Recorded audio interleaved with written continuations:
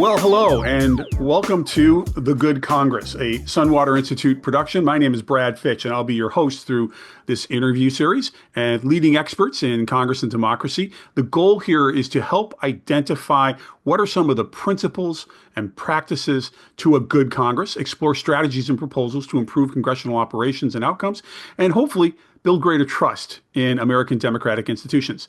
Let's get started with today's topic and guest. Molly Reynolds of the Brookings Institution. I've known Molly for years. She has a stellar reputation and a almost computer-like mind when it comes to congressional rules, procedures, and data. If you've never seen Vital Statistics on Congress, which lives on the Brookings Institution's page, it has just a wealth of data. I went there some time ago, and when I saw that they were actually putting them into spreadsheets, it was like Christmas in April, because all the data that previously had been on paper was now available in a spreadsheet. And I'm just strange that way. I guess I'm a wonk too. But Molly, welcome to the program. Not just you, Brad. There's a small number of us, but there's more than just you who are Oh, into oh, that good. data. Okay. If you find a treatment for it, please let me know so we can get cured together. Well, let's get started. We've asked you to come on and talk about the semi-arcane topic of rules and procedures, but you and I both know that while it may be arcane in this detailed sense, the impact that the rules and procedures have on legislative outcomes and indeed public policy is tremendous. Let's start with a big picture overview of looking at the House and the Senate and how they differ with rules and procedures, because you and I both know they're two different institutions that operate differently. Sure. It's great to be here. I mean, I think the biggest difference between the House and the Senate is that the House is generally a majoritarian body. So the House has its written rules on paper. But if you want to do something that is at variance with what those written down rules are, and you have a majority of the chamber willing to vote to do something different, then that rules the day. So you know, on any given day, what the rules of the House are what a majority says that they are. In the Senate, we have much more of a supermajoritarian tradition. Exactly how supermajoritarian the Senate has changed over time. In the contemporary Senate, for most regular legislation, and we can talk about what doesn't fall into this category, but for most regular legislation, the threat of a filibuster, so the ability of a senator to hold the floor for as long as he or she wants, and then kind of the follow-on consequences of that possibility mean that for most legislation, you need to get a 60 vote. You need to muster 60 votes to cut off debate to approve a cloture motion.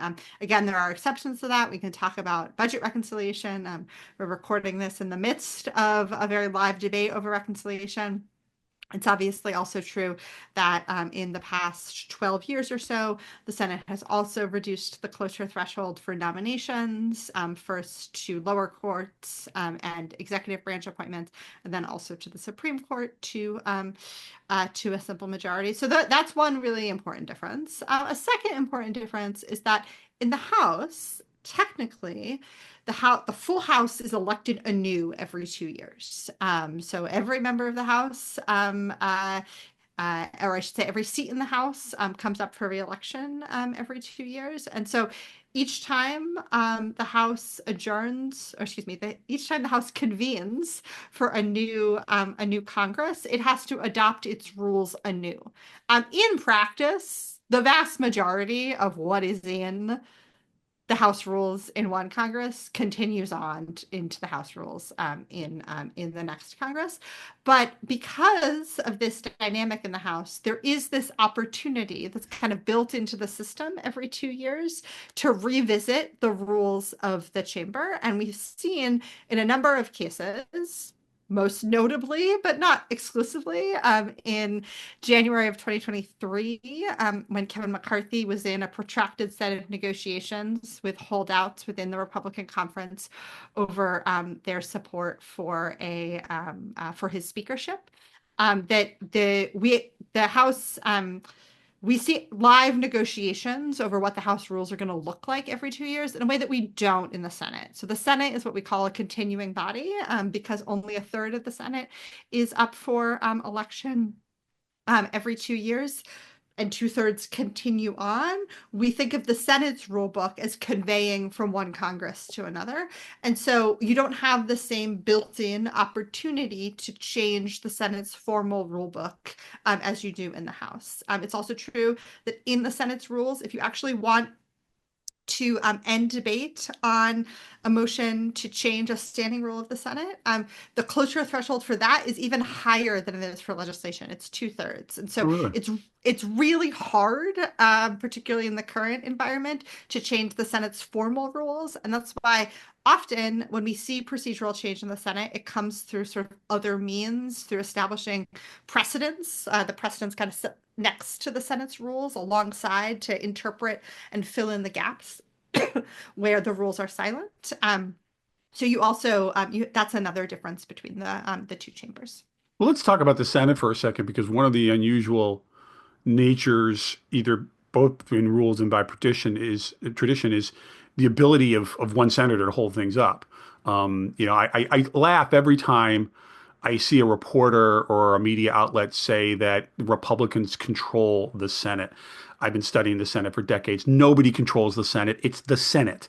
And we saw at one point last year, Tommy Tuberville, the senator of Alabama, hold up all sorts of nominations at the Pentagon because he was objecting to an abortion policy.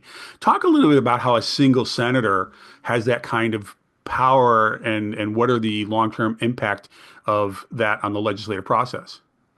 Yeah, so sort of the at its uh at its heart, the source of this sort of the ability to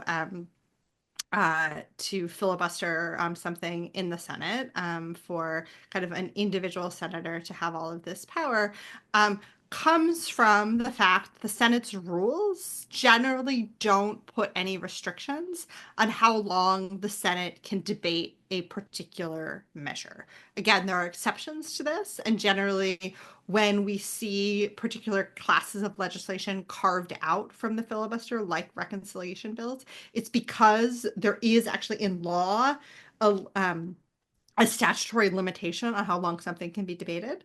But in general, the Senate's rules don't put any restrictions on how long the Senate can debate something. And also, there's generally nothing in the Senate rules that allows for only a simple majority of senators to decide to stop debating and take a vote on something. And then, kind of the third, leg of this stool, if you will, is the fact that in most situations, there's also no germaneness requirement in the Senate. And so if a senator has the floor, he or she can talk about whatever she wants until he or she decides to stop talking. And so you have sort of those three components of Senate practice that really empower individual senators on the floor.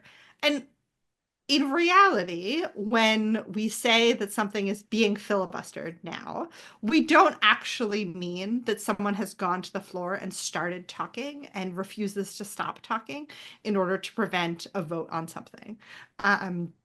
We very occasionally see this, and we saw it earlier this year with Cory Booker, who set a record for the longest speech on the Senate floor. But generally, what happens is that a senator or a group of senators threaten to filibuster something, and then force the majority leadership to kind of accommodate that threat by figuring out how to make concessions in order to get to those 60 votes that you would need to cut off debate.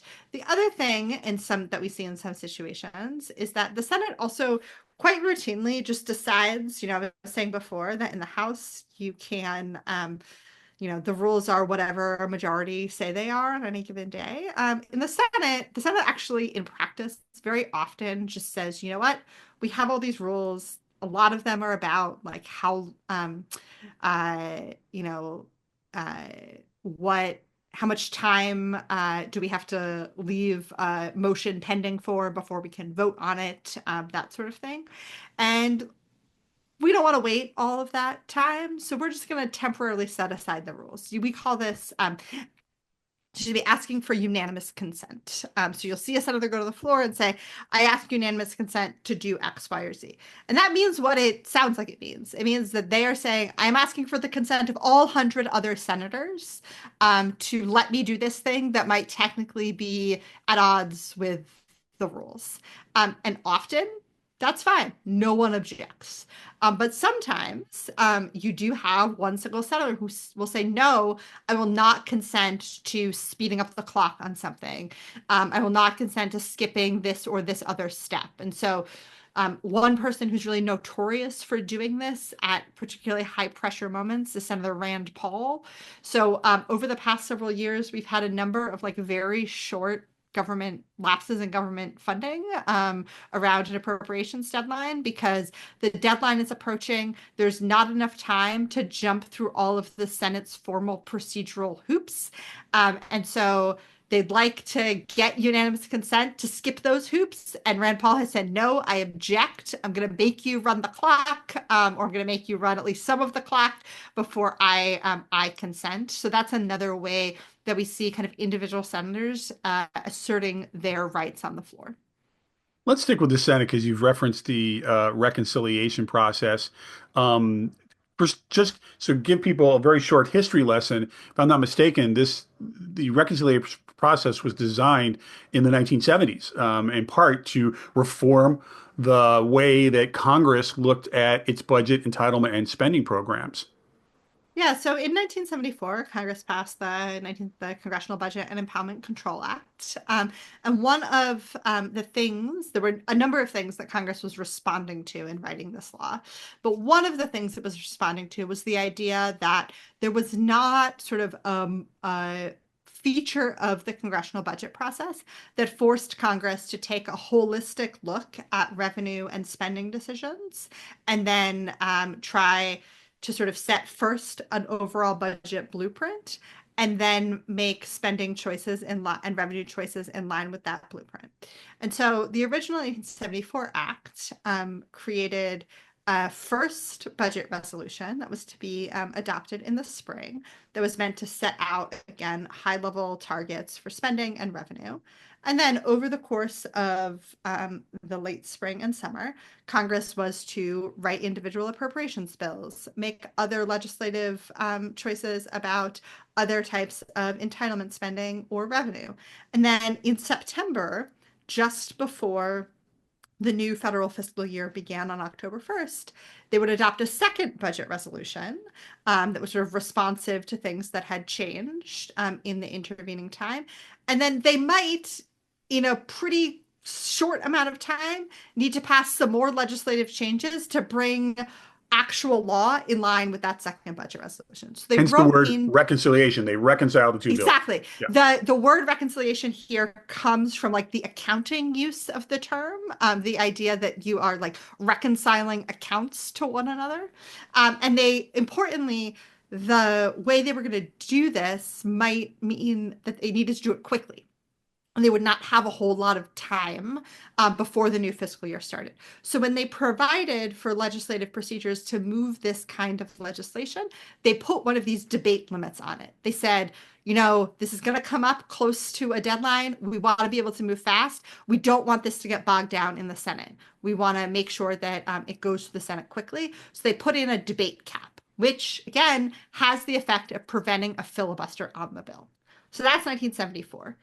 The whole like two budget resolutions arrangement never really takes off. It turns out that even in the 70s, that was a lot to ask of Congress to do each year. And so they sort of pretty quickly started to move away from the idea of doing two budget resolutions and ultimately in the 80s changed the law to only ask them to do one. But they still had available in the Budget Act this legislative tool that allowed them to make changes to revenue and to certain types of spending in a filibuster protected way. So in the early 80s, after President Reagan is elected, some of Reagan's folks, the Office of Management and Budget, kind of know that this legislative tool is out there. It's like a little bit of like a Chekhov's gun situation. Like they've left it on the table, so at some point they're going to need to pick it up. They leave it on the table in Act One, it comes back in Act Three. And they one of the Reagan administration's goals was to make large cuts to both taxes and also to federal spending. So this becomes this really attractive way to try and do this. After the first couple of times that Congress uses the tool, Senator Robert Byrd, longtime Democratic leader in both the majority and the minority in the Senate, starts to get sort of offended at the way that the rules are being used to try and make legislative changes that go beyond just the scope of the federal budget. Oh, Sorry. bless you. Sorry. Thank you. It's allergy season here in Washington, D.C. And so Byrd, in the mid 80s, really sees the potential for this reconciliation process to erode what he sees as the core character of the Senate. He really sees it as possibly infringing into the power of the appropriations committees who control discretionary spending. So he's really bothered by this. So he drafts what we now call the Byrd Rule, which is now part of statute, part of the same part of the U.S. Code, and says that really tries to limit what we can use reconciliation for. Tries to put some additional like cabining around what can happen. So between the mid 80s and kind of the mid 90s, there's a period in which reconciliation is actually used pretty consistently by bipartisan majorities to achieve deficit reduction. So in that period, both parties kind of had a shared goal that deficit reduction was important. The way that reconciliation works means that at the beginning of the process, a set of congressional committees receive instructions on how much budgetary change they should write into the legislation that's going to be incorporated through this process. And so if you think about the difficulty of achieving deficit reduction. No one congressional committee wants to be responsible for all of the deficit reduction. I don't want to see my ox gored. You don't want to see your ox gored. So when deficit reduction was a shared goal, the process helped achieve it by saying, okay, everyone has to contribute to this. Molly, your committee is going to get an instruction. Brad, your committee is going to get an instruction. We're all going to get instructions to reduce the deficit. We're all going to figure out how to do that. And then we're all going to hold hands and jump together. And we're going to spread the blame of making cuts or increasing revenue around to everyone. In the early 2000s, Republicans, as part of their sort of commitment to cutting taxes, discover that maybe we could use these rules to cut taxes. And so we see this sort of shift from using the process for deficit reduction into using it for deficit increasing legislation. And then from the early 2000s until literally today, we've seen the process evolve into a tool that majority parties under unified party control use to basically achieve as much of their party's agenda as they can, A, fit into the confines of the process, like subject to its rules, and B, that they can find the votes for among their own party. And as you pointed out, because it only takes either 50% plus the vice president or 51, it's filibuster proof. I would add it also is the easiest, if we call it easy, way to change entitlement programs. Because entitlements are set, that hence the word entitlement, that you're entitled to a Social Security benefit or food stamps or what have you, as governed by the rest of the way authorization bills work. But that's what's so relevant to this process is because we're seeing this new bill that is being pushed by the Republicans that's also making significant changes. We've heard a lot about Medicaid, obviously the SNAP program, which is food stamps. That's another outcome that happens as a result of this. I want to circle back, though, and share a story because you mentioned how under reconciliation in the Senate, there is a debate limit. But you failed to point out they didn't similarly put a limit on amendments. And so Right. what happens is And first time I witnessed this as a Senate aide, my jaw just dropped to the floor because it's called a vote-a-Rama. Why don't you tell our listeners what is a vote-a-Rama in the Senate? Sure. So, the Congressional Budget Act and other laws that create limitations on debate for particular measures specify a limitation on debate. But in the Senate, debate is not equivalent to consideration. And so, even if you've reached the limit on debate on a reconciliation bill, it's 20 hours. If there are still questions pending, before the Senate, you can't move on to a final vote unless you've dispensed with those pending questions. And so, in the context of reconciliation, this often involves there being a lot of amendments left to be dealt with. And so, the Senate has kind of developed an approach to this, which it calls the Vote-a-Rama, where the clerk will read the title of the amendment. Someone will get like a minute to speak in support of the amendment. Someone will get a minute to speak in opposition to the amendment, and then they will vote. And they just do these back to back to back to back to back, and they make everyone stay in their desk. And senators absolutely hate this. It's like obviously you hear senators complain a lot about various things about being senators, but you really hear them complain about this exercise.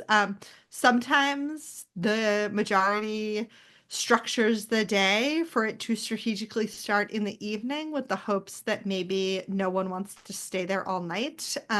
But that doesn't always work. And so it can be a really sort of excruciatingly long and tiring process. Well, at the risk of horrifying our listeners here, the other effect is sometimes senators will spring amendments on their colleagues. And so the practical effect, and I can tell you this on the receiving end, is you have just confused senators calling back to their legislative directors and desperately saying, "How do I vote on this? What What is this amendment? exactly, What does this exactly. mean?" I got 5 minutes. Yeah, Like, and I got 5 minutes, and it's crazy way to run a railroad. Because I witnessed this for the first time as a Senate aide, and you're seeing these poor harassed aides, just their eyes glued to C-SPAN, trying to figure out what this amendment is, and it's a real. When I say it's enveloping for the entire institution, I don't mean just the institution of the senators on the floor. It's every legislative staff member during Vote-a-Rama is glued to the television because something could come up that could have significant political or electoral ramifications for that senator on how they vote. And as you point out, they do try to use the wariness factor, and get those jet fumes going so they can, think about getting out the door. Yeah, it is sometimes the greatest deliberative body, as the Senate is often called, can deliberate in some unusual ways. Let's go back over to the House. Explain, if you will, one of the unique, not, well, different aspects of the uh, rules in the House is every bill, well, not every bill, but nearly all major pieces of legislation has to go through the Rules Committee, and the Rules Committee establishes, in essence, what are the amendments that are going to be considered. Can you explain a little bit about what the Rules Committee is and how that works? sure. So I like to think of the House Rules Committee as sort of the House's traffic cop, which is to say that for most major legislation, though in the last Congress, we sort of diverted from this a little bit. We could talk about that if you want. But for most major legislation, before the bill itself comes to the floor of the House for a vote, it goes to the Rules Committee. The Rules Committee is its membership is stacked significantly in favor of the majority party, and it's really a tool of the majority party leadership to structure debate on individual pieces of legislation in a way that's favorable to the majority party. So usually, sort of the most important way that that happens is in terms of specifying at the Rules Committee stage if there will be amendments to the bill, and if there are amendments, is it a totally open amendment process? Almost never is that the case anymore. Sometimes on spending bills, we'll still see a mostly open process where, anyone can offer an amendment, but it's subject to like a pre-printing requirement. But even that is pretty unusual now. And so much more often, it's either what we call a closed rule, which means that no amendments are in order, or that the Rules Committee selects from among amendments filed with it a set of amendments that are going to be in order to be offered on the floor. And so the for something to be able to be called up on the floor under sort of these terms for debate, first it has to go to the Rules Committee, and the Rules Committee has to itself vote to approve a special rule. And generally, that's like a pro forma process because the committee is stacked so heavily in favor of the majority party. As occasionally, though, if you have members on the Rules Committee who aren't always in step with the speaker and the majority leader, it can be a pain point. This happened a number of times in the last Congress because one of the things that Kevin McCarthy conceded in order to secure the votes to get elected speaker was putting a couple of folks from sort of the hardline faction within the Republican conference on the Rules Committee, and a couple points, particularly around legislation providing assistance to Ukraine. They bottled up legislation in the Rules Committee, and so the majority party leadership was forced to find a different way to bring it to the floor. But that's sort of the function of the Rules Committee. The other thing the Rules Committee can and does do is make additional changes to legislative text that has come out of a committee before it actually makes it to the floor. So, we're recording this the day after the House Rules Committee was in session for I think not quite 24 hours, but Yeah. close to it, in order to process the House Republicans' reconciliation legislation. And part of why they were in session that long is because they were waiting to get to have Republicans finish writing what they called a manager's amendment, which is basically a set of additional changes to the legislative text that had come from the Budget Committee. And they wanted to be able to get that amendment, offer that amendment in the Rules Committee, and then say basically, okay, when this comes to the floor, the text is actually what came from the Budget Committee amended with this manager's amendment text, and then Rules sent that to the floor, and that's what they voted on. I have an upcoming book on the Citizens Handbook to Influencing Elected Officials, and I describe that sometimes in a sidebar that I'm just a bill just doesn't tell the whole story. And sometimes Bill gets a makeover before he gets to the floor with Yep, a yep. manager's amendment or a chairman's mark or some other way that it is changed dramatically. And the example I use was the Affordable Care Act that had been considered by a number of different committees and passed out of a number of different committees was rewritten by the Speaker's office. And that still left some pretty hard feelings, even among the Democrats that were interested in this.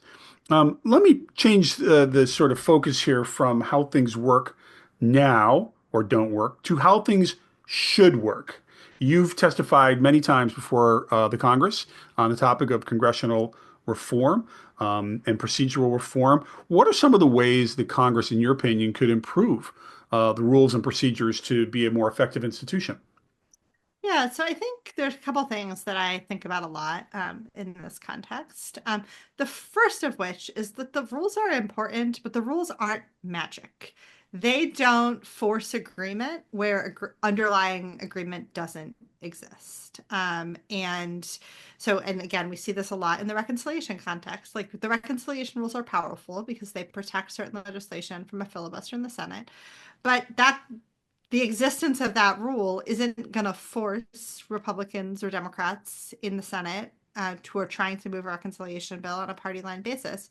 It's not going to force them to agree. Like they actually have to figure out what legislative text they agree on. And so I think like thinking about rule change is important, but it's the underlying questions are still like political questions, like questions about procedures are really at their heart at the end of the day, questions about politics. And when we see procedural change and procedural reform happen, it's almost always because there's a coalition. Sometimes it's a single party coalition, sometimes it's a bipartisan coalition, but we see a set of actors who think that some other procedural world is going to make them better off, and they're willing to change the way the body works to make that happen.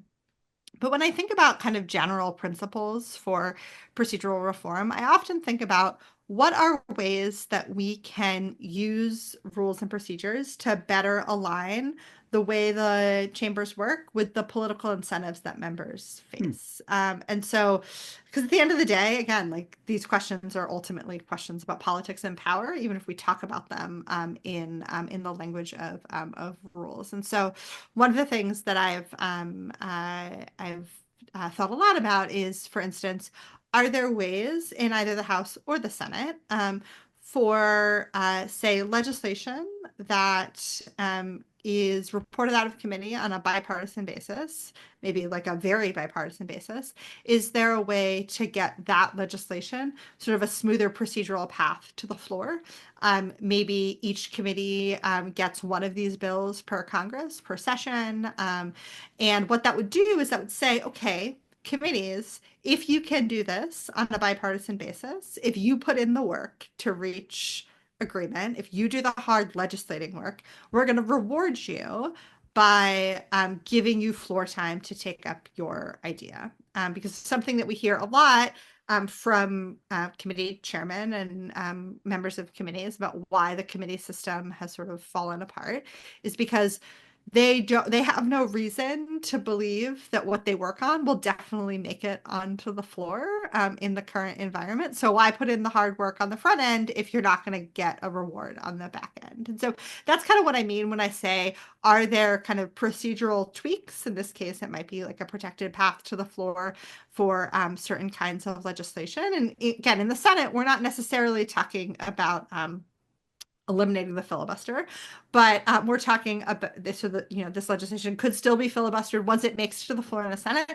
We're just talking about, can we make that first part of this a little bit easier? Another thing that I think has a lot of merit is, so in the Senate on most regular legislation, there end up being sort of two rounds of filibuster. There's often a filibuster on the motion to start debating the legislation, and then there's a filibuster, we call that the motion to proceed. There's also a filibuster on the legislation itself. And so do we really need both of those at this point? Like the motion to like making the motion to proceed debatable was not a thing that the Senate did in an era rich in filibusters. So like it was not designed to necessarily be a second major hurdle.